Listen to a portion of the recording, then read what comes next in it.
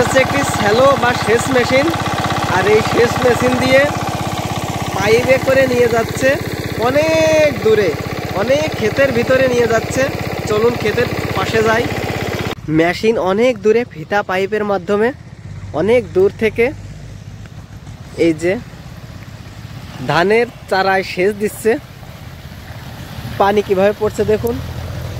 আর এই যে দূরে রয়েছে ধানের চারা, এটি হচ্ছে একটি বীজতলা বা ধানের বীজতলা।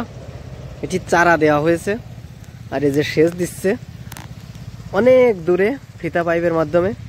আর এই যে দাদা রয়েছে, এই যে দাদা সেচ দিচ্ছে বীজতলায় বা ধানের চারায়। অনেক দূর থেকে পাইপে স্যালো মেশিনের মাধ্যমে পানি দিচ্ছে। এই যে দাদা কতটুকু নিতেছেন এবারা?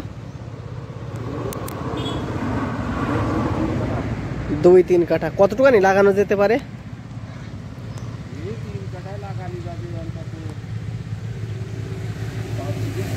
3 কাঠায় 5 বিঘা, বিশাল ব্যাপার। যদি সঠিকভাবে হয়